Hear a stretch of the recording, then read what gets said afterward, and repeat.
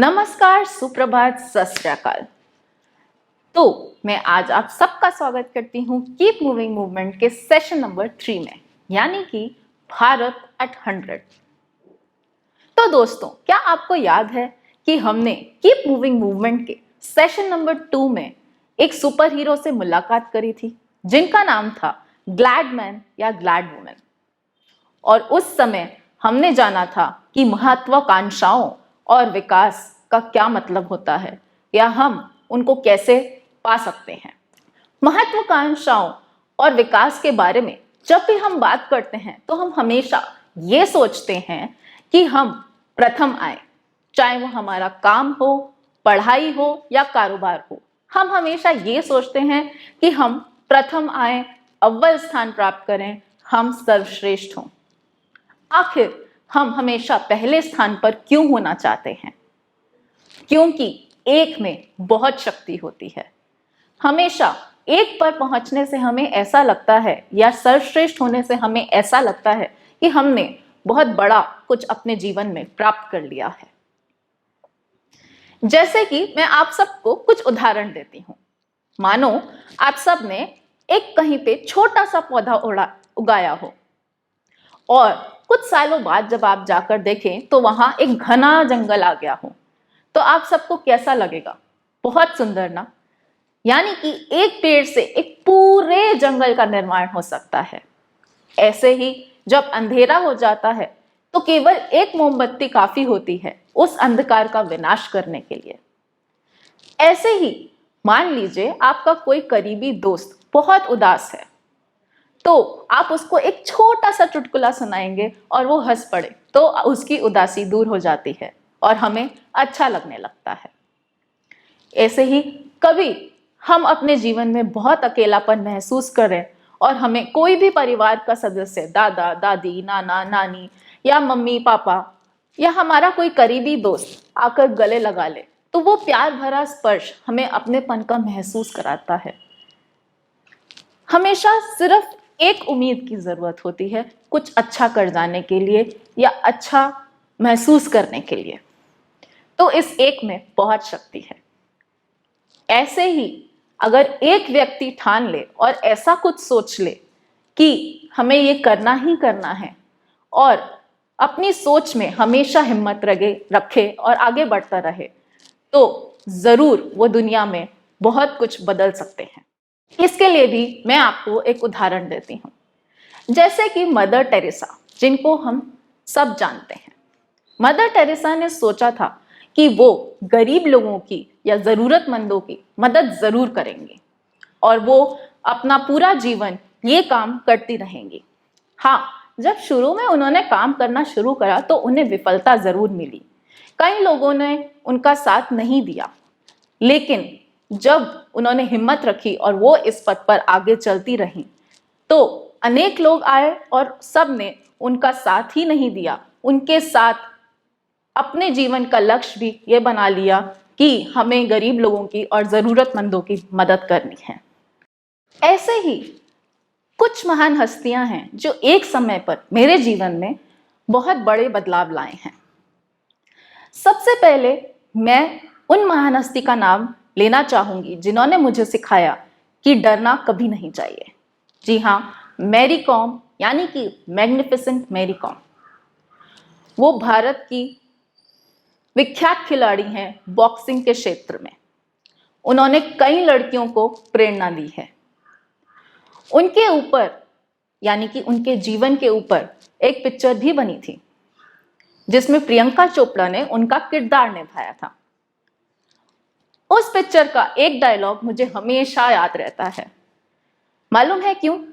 क्योंकि जब भी पहले थोड़ा सा भी कुछ गलत हो जाता था, परीक्षा में नंबर कम आ जाते थे या फिर कोई गलती हो जाती थी, तो मैं बहुत डरती थी। मुझे ऐसा लगता था, अरे लोग क्या सोचेंगे, अरे मुझे बहुत डांट पड़ेगी क्योंकि परीक्षा में नंबर जो कम आए हैं। लेकिन जब प्रियंका चोपड़ा, जिन्होंने मैरी कॉम का किरदार निभाया है, उनसे पूछा जाता है उस पिक्चर में कि क्या तुम्हें डर नहीं लगता, तो वो बोलती है कि डर, अरे डर क्या होता है। तब मुझे लगा, जब एक सामान्य परिवार की लड़की स्पोर्ट्स एकेडमी तक पहुंच सकती है बिना किसी विशेष सुविधाओं के और बिल्कुल नहीं डरती, तो मुझे भला इतना डरने की क्या जरूरत है ना? तो डर बिल्कुल नहीं लगना चाहिए। और मैरी कॉम ने सिर्फ इतना ही नहीं, समर ओलंपिक्स में भारत को ब्रॉन्ज जिताया और पद्मश्री, पद्म भूषण, पद्म विभूषण जैसे खिताब भी हासिल करे।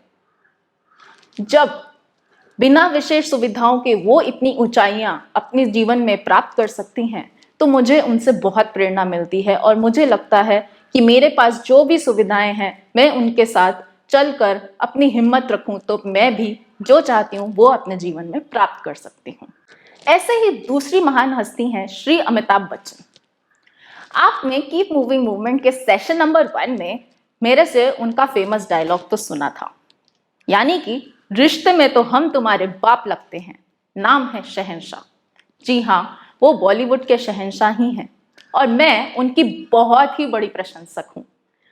मुझे बहुत मन करता है कि जीवन में मैं एक बार जरूर उनसे मिलूं। मुझे उनकी 2 बातें बहुत अच्छी लगती हैं जो मैंने कहीं पढ़ी थी। आज भी, यानी कि 77 साल की उम्र पे भी, जब भी वो कहीं काम करने जाते हैं और काम की जगह पर पहुंचते हैं तो अपने संवादों का अभ्यास जरूर करते हैं।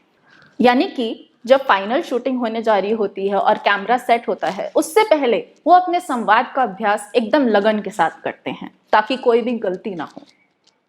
और हमेशा काम की जगह पर समय से थोड़ा पहले ही पहुंचते हैं, यानी कि वो सिर्फ अपने ही नहीं, दूसरों के समय की भी उतनी ही इज्जत करते हैं और इससे ये प्रतीत होता है कि वो सबको समान समझते हैं।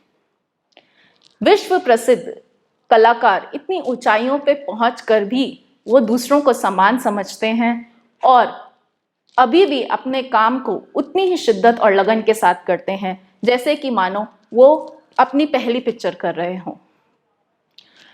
ये 2 बातें उनकी मुझे बहुत प्रभावित करती हैं और मुझे बहुत प्रेरणा देती हैं और मुझे इनसे ये सीखने को मिलता है और मेरे जीवन में ये बदलाव आया है कि मैं हमेशा अभ्यास करती रहूं, चाहे मैं कितनी भी बार क्यों ना पढ़ चुकी हूं, लेकिन दोबारा अभ्यास करूं और हमेशा समय से पहले पहुंचूं। ऐसे ही तीसरी महान हस्ती हैं श्री नरेंद्र गोइदानी जी, जिन्होंने लाइफ स्कूल जैसी संस्था का निर्माण किया है जिससे काफी लोगों को फायदा होता है, काफी परिवारों में खुशहाली आती है। वो मेरे मेंटर भी हैं। मैं उनको कुछ सालों से जानती हूँ। कुछ सालों पहले मैं उनका एक सेशन अटेंड कर रही थी और उन्होंने उस सेशन में बोला कि अगर हम दिन की शुरुआत ही अच्छे से नहीं करें तो भला दिन कैसे अच्छा जाएगा। यानी कि हम सुबह 9 बजे उठकर सोचे कि हमारे सारे काम पूरे हो जाएं और हमारा दिन बहुत अच्छा जाए, तो ऐसा संभव नहीं है। तो उन्होंने उस सेशन में बताया था कि अनुशासन जीवन में कितना जरूरी होता है।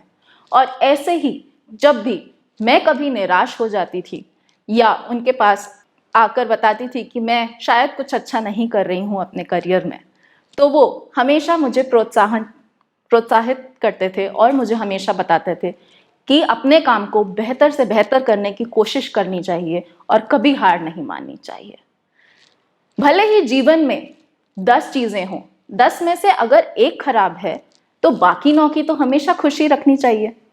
बाकी 9 जो अच्छी चल रही हैं उनके बारे में हमेशा खुश रहना चाहिए।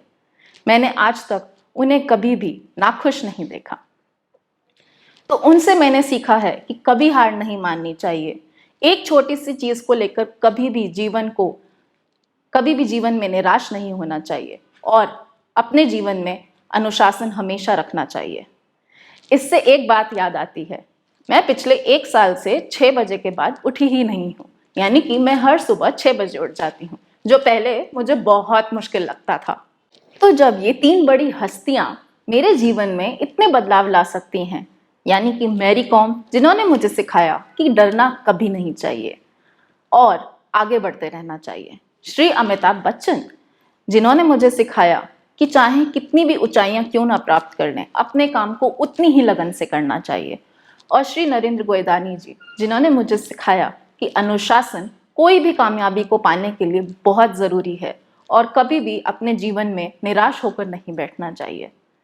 तो ये सब जब मुझे इतना प्रेरित कर सकते हैं और मेरे जीवन में बदलाव ला सकते हैं, तो कभी कभी मैं सोचती हूँ कि मैं क्या वो एक व्यक्ति हो सकती हूँ जो किसी के जीवन में थोड़ा सा, छोटा सा या बड़ा कोई बदलाव ला सके। जब हम जन्म लेते हैं और हम एक नया जीवन प्राप्त करते हैं तो हमें लगता है कि हम एक फूल की तरह खिलेंगे और हमारी जिंदगी बहुत अच्छी होगी। लेकिन जीवन के पथ में कुछ विफलताएं भी आती हैं और कुछ कठिनाइयां भी आती हैं।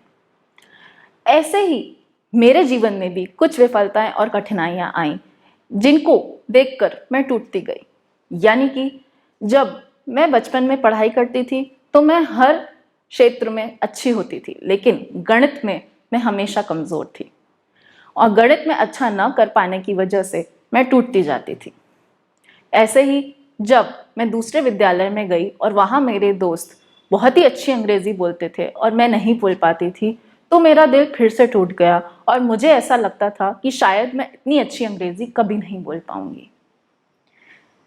ऐसे ही जब मैंने 12वीं कक्षा में ये ठाना था कि मैं डॉक्टर बनूंगी, लेकिन मैं डॉक्टर नहीं बन पाई, तो मैं कहीं ना कहीं फिर से टूट गई, क्योंकि डॉक्टर की वजह मुझे इंजीनियर बनना पड़ा। ऐसे ही जब इंजीनियरिंग के बाद मैंने अपने काम की शुरुआत करी तो उसमें मुझे अनेक विफलताएं मिली और फिर मुझे ऐसा लगा कि शायद मैं अपने काम में कुछ अच्छा नहीं कर पाऊंगी। तो जैसा कि मैंने अपना अनुभव बताया KMM का, यानी कि कीप मूविंग मूवमेंट का, मैं हमेशा ये सोच सकती हूँ कि KMM मुझे और आपको जरूर ऊपर उठाएगा। लेकिन क्या मैं और आप ये वादा कर सकते हैं या इतना सोच सकते हैं कि हम दूसरों को भी ऊपर उठाएंगे? अपने जीवन में कुछ लोगों को तो ऊपर उठाना ही है, जिन्हें शायद हमारी जरूरत है या जिन्हें हमारी जरूरत है लेकिन हम अभी जानते नहीं हैं। तो इस सफर में हमें बहुत कठिनाइयां, बहुत विफलताएं प्राप्त हो सकती हैं। हम गिर सकते हैं, डर सकते हैं, दूसरों की मदद करने से पहले 1000 बार सोच सकते हैं, या फिर कभी हिम्मत हार सकते हैं कि शायद हम उसकी मदद कर ही ना पाए या हम खुद की मदद ना कर पाए। लेकिन जब भी जीवन में ऐसा लगे और अपने आप को बिल्कुल अकेले महसूस करें तो हमेशा एक शब्द याद रखिएगा, परक्यूसा रिसर्गो। क्या आपने कभी पहले ये शब्द सुना है? मैंने तो नहीं सुना था, लेकिन अब जब सुन लिया है तो हमेशा याद रखूंगी। परक्यूसा का मतलब नीचे गिर जाना और रिसर्गो का मतलब फिर से ऊपर उठ जाना। तो जब भी अपने जीवन में हम नीचे गिरकर फिर से ऊपर उठते हैं तो हम हमेशा दूसरों को प्रेरणा देते हैं और खुद की भी हिम्मत बढ़ जाती है। आज भारत को नायकों की जरूरत है, आपके परिवार को नायक की जरूरत है। चलिए आज मैं आप लोगों को 3 लोगों के बारे में बताती हूँ। 3 ऐसे लोग जो आपको प्रभावित कर सकते हैं। एक तरह के लोग होते हैं विजेता, जो हमेशा जीतते हैं। जैसे कि आप में से कोई पढ़ाई में बहुत मेहनत करता है और हमेशा अव्वल या दूसरा स्थान ही अपने कक्षा में प्राप्त करता है, तो वो हमेशा जीतता है। उसको पता ही नहीं हार क्या होती है। वो बहुत ही लगन और मेहनत के साथ पढ़ाई करता है और हमेशा जीतता है। ऐसे ही मैं भी अपनी कक्षा में खूब जी जान लगाकर मेहनत करती थी, बहुत अच्छे से जो भी पढ़ा रहे होते थे उसको सुनती थी और लिखती थी, और उसके बाद मैं हमेशा परीक्षा में अव्वल या दूसरा स्थान ही प्राप्त करती थी। यानी कि मैं सिर्फ मेहनत या लगन के साथ पढ़ाई ही नहीं करती थी, जो मुझे चाहिए होता था वो प्राप्त भी करती थी। तो मैं विजेता हुई क्या आपकी नजरों में? या आप खुद की नजरों में विजेता हैं क्या? दूसरे तरह के लोग होते हैं नायक। नायक यानी कि 2 की शक्ति। वो सिर्फ खुद को ही नहीं, अपने जीवन में कुछ करीबी लोगों को या अपने परिवार के लोगों को जरूर ऊपर उठाते हैं। जैसे कि माँ हर परिवार की नायक होती है, कोई भी दुविधा आए वो जरूर उसका उपाय ढूंढ लेती हैं। ऐसे ही हम लोग 12वीं कक्षा में पढ़ते थे, तो मेरी एक दोस्त थी जिसको बायोलॉजी सब्जेक्ट बिल्कुल नहीं भाता था। हमने ले तो लिया था ये सोचकर कि हम डॉक्टर बनेंगे, लेकिन हमें उसमें बहुत याद करना पड़ता था। तो मैं बहुत अभ्यास करती थी, नोट्स भी बनाती थी और फिर उसको याद कर लेती थी। लेकिन मेरी जो सहेली थी वो घबरा जाती थी, उसको याद भी रहता था तो उसे ऐसा लगता था कि उसे कुछ याद नहीं हो रहा है। तो परीक्षा के एक दिन पहले वो मुझे जरूर फोन करती थी और पूछती थी कितना हुआ। तो एक बार ऐसा हुआ कि जब उसने मुझे फोन करा और उसने बोला कि मुझे कुछ याद नहीं हो रहा है, तो मैंने अपने नोट से उसे समझाया। अगले दिन जाकर हमने परीक्षा दी और जब परीक्षा का प्रमाण आया तो हम दोनों के मार्क्स बराबर आए। इससे वो सहेली बहुत खुश हुई और उसको बहुत प्रोत्साहन मिला। उसने आगे खूब मेहनत करी और सिर्फ मैंने ही नहीं, उसने भी मुझे कुछ कुछ चीजें पढ़ाना शुरू कर दी। तो मैं उसकी जिंदगी में नायक का किरदार निभा पाई। तो ऐसे लोग होते हैं नायक, जो अपने जीवन में सिर्फ अपने को ही नहीं, दूसरे लोगों को भी प्रभावित करते हैं और एक या दो लोगों की जिंदगी में जरूर कुछ अच्छा बदलाव ला सकते हैं। चलिए अब तीसरे तरह के लोगों के बारे में बताती हूँ। तीसरे तरह के लोग होते हैं महानायक, जो सिर्फ अपने परिवार या अपने करीबी दोस्तों के बारे में नहीं सोचते, वो पूरी दुनिया के बारे में सोचते हैं। जैसे कि हमने आपको बताया था कीप मूविंग मूवमेंट के सेशन नंबर 2 में कि उनकी एक परोपकारी सोच होती है, यानी कि सुपर हीरोज, महानायक की एक परोपकारी सोच होती है।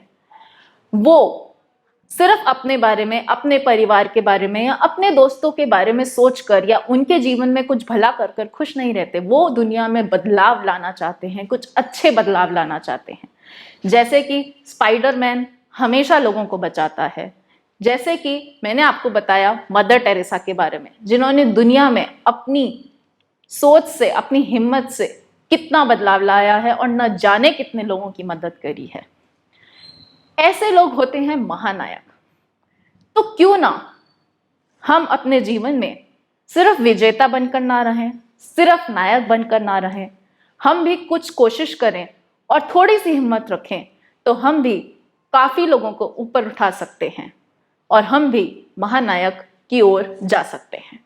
तो जैसा कि हम सब ने ठान लिया है कि हम अपने जीवन में महानायक जैसा कुछ ना कुछ तो अवश्य करेंगे, तो क्यों ना हम सब मिलकर सिर्फ खुद को ही नहीं, भारत को ऊपर उठाएं। जैसे कि आप सबको मालूम है स्वतंत्रता दिवस आने वाला है। चलिए भारत को ऊपर उठाने से पहले मैं ये बताती हूँ कि जैसे हमारा कोई लक्ष्य होता है तो हम उसमें कैसे सफल हो सकते हैं या हमारी उसमें सफलता की संभावनाएं कैसे बेहतर हो सकती हैं। अब जैसा कि मैंने आपको कुछ देर पहले बताया कि मैं डॉक्टर बनना चाहती थी लेकिन मैं नहीं बन पाई, तो मेरा दिल टूटा। लेकिन फिर मैं इंजीनियर बन के खुश रही और मैंने एक ऐसा काम भी ढूंढ लिया जिससे मुझे खुशी मिलती है, यानी कि बच्चों को पढ़ाना। अब ऐसा ही करते समय मेरे मन में एक लक्ष्य तो हमेशा ही रहेगा कि मेरे खुद का एक घर हो। अब मैंने विचार व्यक्त कर लिया कि मेरे खुद का एक घर हो तो सफलता की संभावना 10% हो जाती है। यानी कि आप कुछ भी सोचते हैं या कोई भी लक्ष्य को प्राप्त करने के लिए कुछ सोचते हैं तो आपकी सफलता की संभावना 10% बढ़ जाती है अगर आप उस विचार को व्यक्त करते हैं। अगर आप विचार व्यक्त ही नहीं करेंगे तो कोई भी कैसे जान पाएगा कि आप क्या सोच रहे हैं। जब विचार व्यक्त कर लिया तो उसको पूरा करने के लिए हमें योजना बनानी पड़ती है। जब हम उस विचार की योजना बनाते हैं तो उसमें सफलता की संभावना 40% हो जाती है। और सिर्फ इतना ही नहीं, जब हम योजना बना के एक दृढ़ संकल्प ले लें कि हमें ये करना ही करना है, तो सफलता की संभावनाएं 65% हो जाती हैं।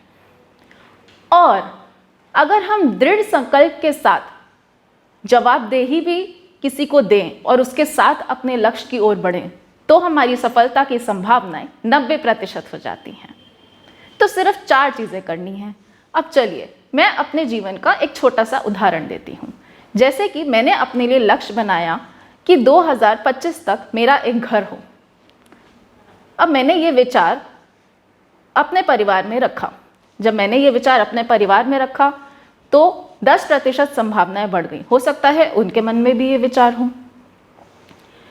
जब मैंने अपने पति को जाके बोला कि हम एक घर बनाते हैं तो हम क्या क्या कर सकते हैं, तो अब हम दोनों बैठ गए योजना बनाने कि महीने का मान लीजिए हम 80,000 कमाते हैं तो 30,000 हम हर महीने अलग रखेंगे। तो अब हमारी योजना भी बन गई कि हम 30,000 हर महीने अलग रखेंगे, तो 1 साल में कुछ पैसा और 3 साल में, 4 साल में कुछ पैसा इकट्ठा हो जाएगा। जब हम ऐसा ठान लेते हैं तो हमारी सफलता की संभावना यानी कि घर बनाने की संभावनाएं 40% हो गई। अब हमें दृढ़ संकल्प लेना पड़ेगा कि 2025 तक हमें घर बनाना ही बनाना है। तो इसके लिए क्या करना पड़ेगा?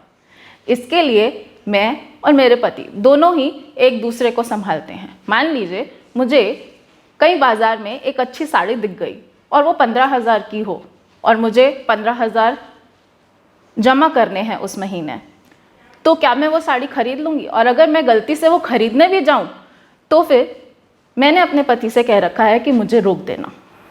तो ये मेरी जवाबदेही भी है और दृढ़ संकल्प भी है। हाँ, लेकिन मैं एक काम ज़रूर करती हूँ, वो साड़ी ट्रायल रूम में जाके पहन लेती हूँ और फिर एक सेल्फी खींचकर डीपी लगा देती हूँ। चलता है ना आजकल व्हाट्सएप डीपी, तो इसको कहते हैं सेल्फी शॉपिंग। आज आपने मुझसे एक नया तरीका सीखा है शॉपिंग करने का। ये बहुत अच्छा तरीका है। पहले हम विंडो शॉपिंग करते थे, अब हम सेल्फी शॉपिंग करते हैं। तो अगर मैं ये 4 चीज़ें सोचूं और अपने घर के लिए पैसे जमा करती रहूं, अपने पति के साथ उनको जवाबदेही दूं, एक दृढ़ संकल्प रखूं मन में, तो जवाबदेही और दृढ़ संकल्प के साथ सफलता की संभावनाएं और बढ़ जाती हैं। और जवाबदेही के साथ काम किया तो सफलता की संभावनाएं 90 से 95% तक बढ़ जाती हैं। तो चलिए, ये तो बता दिया कि घर बनाने के लिए या अपना लक्ष्य प्राप्त करने के लिए हमें कैसे योजना बनानी चाहिए, कैसे दृढ़ संकल्प रखना चाहिए, या फिर कैसे जवाबदेही के साथ हमें आगे बढ़ना चाहिए। तो अपने लिए तो हम सभी स्वप्न देखते हैं, अपने लिए हम कोई ना कोई लक्ष्य ज़रूर ढूंढ लेते हैं, और तो और हम अपने परिवार के लिए भी सपने देखते हैं और उनके लिए भी कुछ ना कुछ अच्छा ही सोचते हैं। अब क्योंकि स्वतंत्रता दिवस करीब आने वाला है, तो क्या आपने सोचा है कि हम भारत के लिए भी सपने देख सकते हैं? क्या आपको मालूम है कि भारत को जगत गुरु कहा जाता था? चाहे कोई भी चीज़ ले लें, साइंस, टेक्नोलॉजी, फिलॉसफी, कैलकुलस, इन सब में भारत ने कुछ ना कुछ ज़रूर उत्पन्न किया है। और सिर्फ इतना ही नहीं, भारत में ऐसी कई चीज़ें हैं जो आज भी लोग इस्तेमाल करते हैं। अब कुछ सालों से भारत में भ्रष्टाचार, प्रदूषण, ऐसे अनेक समस्याएं आ चुकी हैं। लेकिन दोस्तों, मुझे एक बात बताइए, अगर हम 18-20 साल तक एकदम तंदुरुस्त रहते हैं और उसके बाद हमें कोई छोटी सी बीमारी आ जाए, तो क्या हम डॉक्टर के पास जाकर सही नहीं हो जाते? तो ऐसे ही अगर हम ये सारी समस्याओं को अपनी समस्या समझ लें और डॉक्टर की तरह इनका इलाज करना चाहें, तो कुछ बेहतर ज़रूर कर पाएंगे और भारत को वापस से जगत गुरु का स्थान उसी तरह दे पाएंगे जैसे वो पहले कहा जाता था। तो अंत में मैं सिर्फ 2 सवाल पूछना चाहूँगी। सोचिए, 2047 में भारत 100 वर्ष का हो जाएगा, तो उस समय आप भारत को कैसा देखना चाहेंगे? मैं अपने बारे में बताती हूँ कि मैं भारत को कैसा देखना चाहूँगी। मैं देखना चाहूँगी कि भारत में चाइल्ड लेबर बिल्कुल ना हो, यानी कि 15 साल से या 14 साल से नीचे का कोई भी बच्चा काम ना करे, खेले कूदे, पढ़ाई करे और मस्ती करे। ऐसे ही एक और सवाल है कि अगर कोई समस्या के बारे में हम सोच रहे हैं और हम चाहते हैं कि भारत 100 वर्ष पे ऐसा दिखे, तो हम उसके लिए क्या करना चाहते हैं या हम किस तरह से उसमें योगदान देंगे? तो मैं इस तरह से योगदान दूंगी कि जितने भी बच्चों को मैं पढ़ा सकूं, मैं ज़्यादा से ज़्यादा बच्चों को पढ़ाऊंगी और उनकी खूब मदद करूंगी, ताकि वो किसी भी परिवार से क्यों ना हो, वो उन ऊंचाइयों को प्राप्त कर सके जो वो पाना चाहते हैं। तो सिर्फ ये 2 सवाल हैं कि 100 वर्ष पे आप भारत को कैसा देखना चाहते हैं और उसमें आपका क्या योगदान रहेगा। अगर आपको ये 2 सवाल बहुत अच्छे लगे या फिर आप इनके बारे में सोचना चाहते हैं, तो सिर्फ सोचिए मत, एक 2 से 3 मिनट का छोटा सा वीडियो बनाइए और इस नंबर पर भेज दीजिए 7741085000। मैं फिर से दोहराती हूँ 7741085000। जी हाँ, इस नंबर पे जितनी भी अच्छी वीडियोस आएंगी या जो भी हमें प्रभावित करेंगी, हम उनके बारे में आगे भी सोचेंगे। तो भारत 100 वर्ष में कैसा रहेगा और हमारा क्या योगदान रहेगा, ये ज़रूर सोचें और वो वीडियो ज़रूर भेजें। धन्यवाद।